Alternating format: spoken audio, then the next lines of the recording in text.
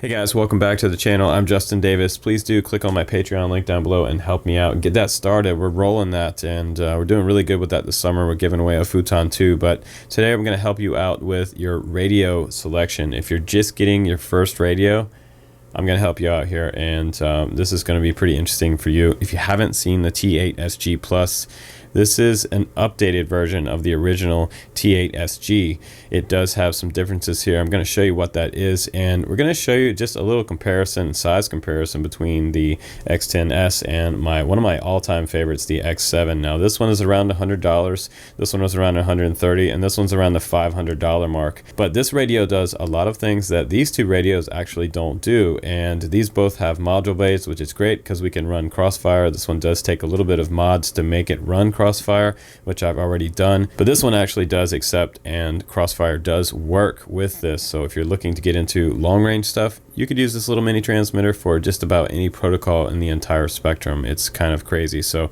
without further ado, let me go ahead and get this out of the box and I'll show you some of the features. And it's cool, they do give you a little carrying case with this little T8SG Plus. And why is it called the Plus version? Well, they redesigned the outside of it. They give you a little neck strap in here as well, something to protect your sticks and your switches. This one's set up in mode 1 here, throttle and yaw on the left hand side with roll and pitch on the right. And this one is different than the original T8SG because we have a little bit larger screen here, and we also have OLED, so OLED screen, quite a bit brighter than the original screen.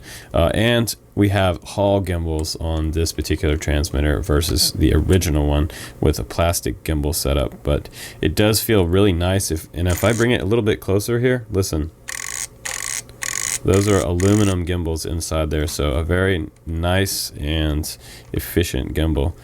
These are going to be really smooth. A lot of people have already upgraded their Taranis sticks to the Hall gimbals. And I'll just go ahead and switch it back off here for you, just like that. But let's go ahead and go through this transmitter real quick. I love this transmitter because it is indeed so small. Now also in this little case you get a USB cable, and there's a little firmware update port right up here. This is a standard mini USB cable port, and you get a Jumper branded neck strap. This is cool. It hooks onto this little clip right here, and you put this around your neck. I always try to use these because I've dropped transmitters before, and every time I drop it, it seems like I break a switch. But you can get new switches, and this has full size switches on it. It looks exactly the same size as the smaller switches on my Frsky radios, so they are going to be repairable, which is nice. And you get some extra gimbal springs in here and parts for the inside if you do have something snap on the inside. But let's go ahead and close that up and go over the switches.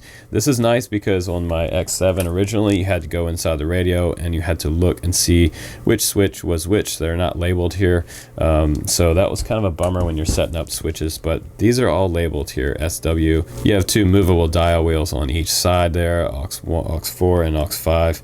You have your 3-position switch here, and this is nice because you do have 4 3-position switches across the front here. You have D, G, B, SW, SW, H, C, A, and up here this is going to be your H, which is a 2-position, and G on the very top here is going to be 2-position. So a lot of times I usually put my arm switch here because it's on the same side as my throttle, and you can also use that as your kill switch if things go south on you. And up top here you do have a removable antenna, so this does come off, which is super nice. You can see that SMA connector there, and it looks like you have a headphone port right here, which is probably going to be your trainer port for linking up another transmitter, so you can buddy box with somebody if you want to use this one as the master and the other one as the slave. And we also have trim switches here, which I've already used, and set up another little toy model. But this is so great because this little guy will bind up anything out there, just about any protocol. And I'm going to run through some of those protocols here for you in a minute. It's unbelievable. I mean, we have the option to link up to DSM2 transmitters. Any of the Spectrum transmitters will link up with this radio. You can do Frsky receivers. You can do FlySky receivers, Futaba, and whatever you like to bind up to this radio will be accepted. On the back it says DIY box, and that's your module bay right there. If you pinch these right here, you can remove this, and this is just a dummy box right here. So we're going to set that down, and I have the full-blown version of the TBS Crossfire module right here. It has all my telemetry on the screen here, my screen navigation menu here, and my The antenna is just going to screw on like this. Now there's not enough room to fit this on up underneath this little handle here, so you're just going to have to screw that on like that. Get your Immortal T all set up here and facing forward. You want it to face forward like this when you're flying it, so you get the best signal.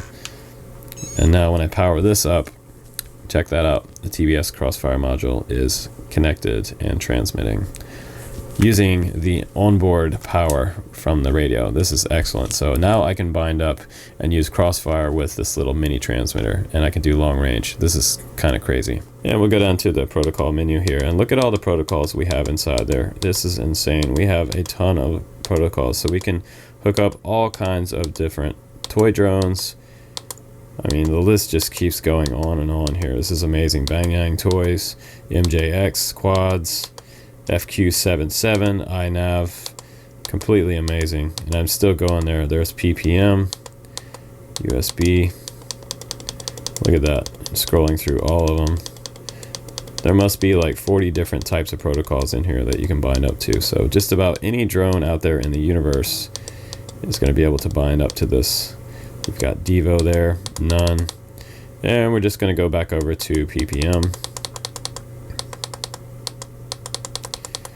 That's a long ways over to get back. Okay, there we go.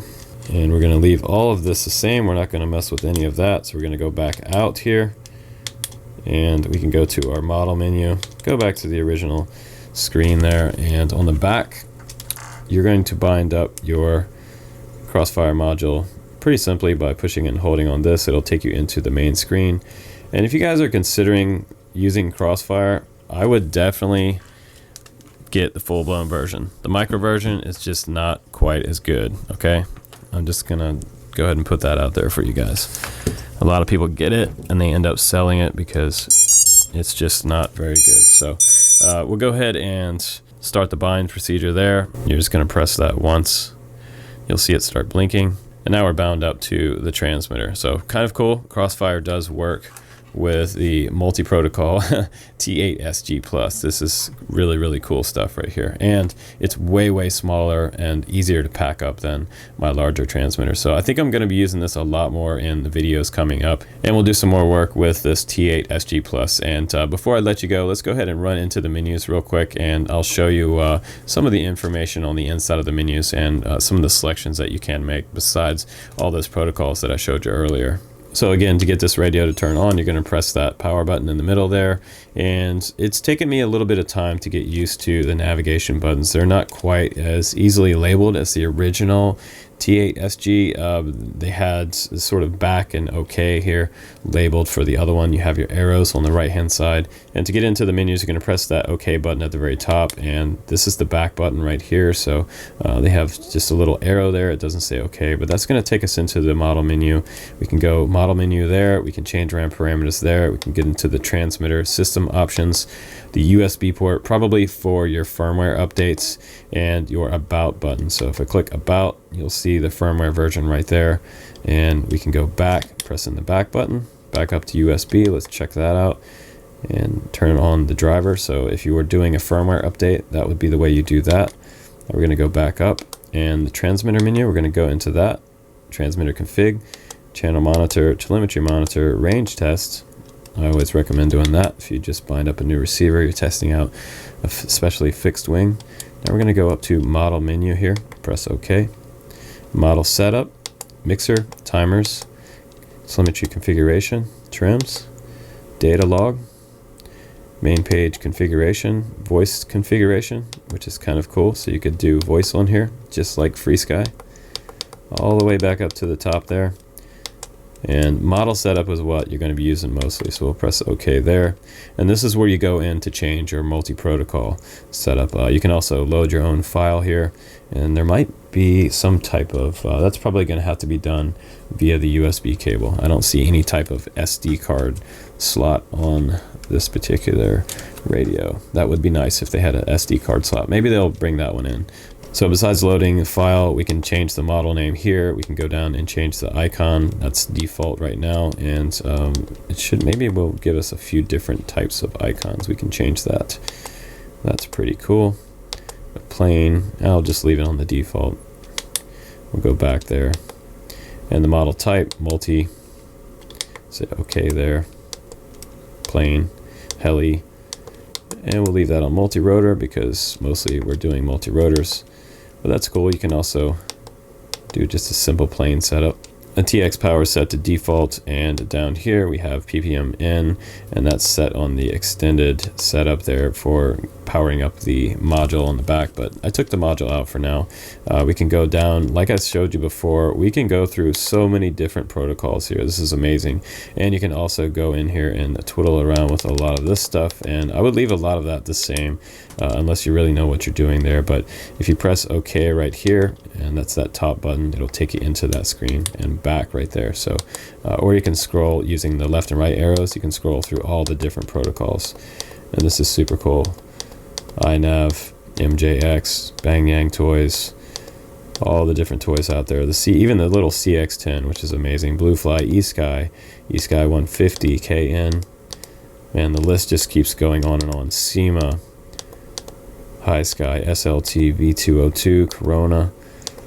This should be your Futaba. Frsky X, Frsky V8, standard Frsky. And once you do make a selection for your protocol, whatever receiver you're going to bind up to, you have the option to bind it up as well. So pretty easy to navigate menu. I do like that a lot. So let's go ahead, and before we go, let's look at the transmitter menu real quick. We'll go into that transmitter configuration. We can change the language, which is cool. We can change the stick mode if you're using mode 1 or mode 2, mode 3, mode 4. Plenty of modes in there. That's kind of cool. You can go down to calibrate your sticks, which is nice. The audio settings, we have a buzzer. We can turn the buzzer up or down. That's nice. I'm going to leave that on 5. The audio volume, I'll turn that down just a little bit too. Okay. And we'll go down to the next one, vibration on or off. And I'll actually turn that off. Okay, down to the next one, power alarm. And I'll turn that on actually. We'll do 1 minute there. Power on alarm. And the battery alarm, if it gets too low, that's nice. You can change the voltage there if the battery gets a little bit lower. Just leave that. We'll go down to alarm interval. You can change that as well. Power down alert is off. That's just fine. LCD settings, you can change the contrast. We can bring that way up. Check that out. Now you can see really good. The dimmer time, 20 seconds. And I'm just going to up that to about 1 minute there. If you have this transmitter on, it's going to go, the screen's going to go black. You might think that it actually turned off, but it just went black. It went into like a sleep mode. The dimmer target, we can change that to 1 or off. Pre-alert time, this guy has all kinds of options in here. Time up interval, temperature Celsius, we'll change that to Fahrenheit. And the length is set to meters, that's fine. Alert intervals, stick mode. Now we're back, we should be back all the way around here to the top. So yep, it flipped all the way around. So tons and tons of options in the transmitter configuration. And your standard channel monitor here. So if we move our sticks, we can see that things are on a certain channel. So if you're looking for what channel your yaw is on, you can see that's on channel 4. And let's check out the aileron, which one that's on. That's channel 1. The throttle is on channel 3. And when you're configuring things inside Betaflight, if everything matches up, you're good to go. We also have the telemetry monitor. This is nice too. And a range test option. So plenty of options inside this little radio. Almost all the options that we have inside the Frsky radios, and even a lot more. So I'm going to give you my final thoughts now on this radio.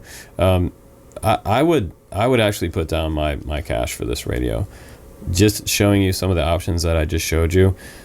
This is a pretty powerful little radio in a smaller format, and I think a lot of us have been wanting something like this. I mean, look at the size difference here. When I first got my X7S, I was really excited about the screen on here. The screen is almost as big as this entire radio.